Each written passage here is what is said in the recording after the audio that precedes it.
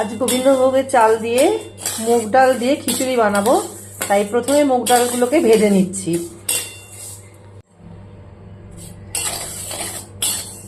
মুগ ডালটা ভাজা হয়ে গেছে। ঠিক এরকম ভাবে হালকা যখন একটু ব্রাউন ব্রাউন হবে, ঠিক সেই অবস্থায় আমি গ্যাসটা অফ করে দেব। ভাজাটা আমার কমপ্লিট হয়ে গেছে। এরপর কড়াইয়ে সর্ষের তেল দিয়েছি। তেলটা গরম হওয়ার পর জিরে, তেজপাতা, শুকনো লঙ্কা আমি ফোড়ন দিয়ে দিলাম। এরপর আমি ভাজা মুগের ডালটা আমি এই তেলের মধ্যে দিয়ে দিলাম।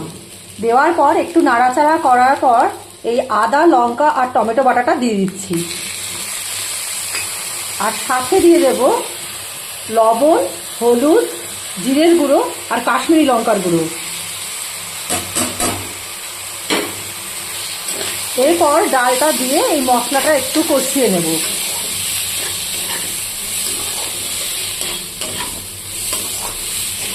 এরপর কষানো হয়ে যাওয়ার পর মশলাটা যখন কাঁচা গন্ধটা চলে যাবে, তখন আমি এর মধ্যে জল দিয়ে দিচ্ছি, যাতে ডালটা সেদ্ধ হওয়ার মতন জল দিতে লাগবে। জল দেওয়ার পর আমি ঢাকনাটা দিয়ে দেব। 10 মিনিট পরে আমি ঢাকনাটা খুলবো, দেখবো ডালটা কতটা সেদ্ধ হয়েছে। মানে মোটামুটি 60% সেদ্ধ যাতে হয়, সেরকম হওয়ার পরে আমি এর মধ্যে গোবিন্দভোগের চাল অ্যাড করব। ডালটা হাফ সেদ্ধ হয়ে গেছে। এরপরে এর মধ্যে গোবিন্দভোগের চালটা দিয়ে দিলাম। আমি 1.5 কাপ মুগের ডাল আর 1.5 কাপ গোবিন্দভোগের চাল দিয়ে আজকে খিচুড়িটা বানাচ্ছি। চালটা দেওয়ার পরে কিছুক্ষণ পরে আমি এই মটরশুঁটিগুলো এর মধ্যে দিয়ে দেব।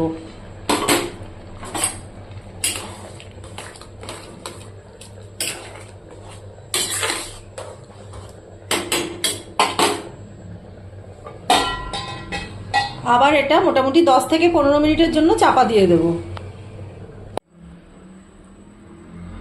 চাল ডাল একদম সেদ্ধ হয়ে গেছে, আমার খিচুড়ি রেডি। এখন সবশেষে দেব একটু মিষ্টি আর গরম মশলা, আর দেব হচ্ছে ঘি।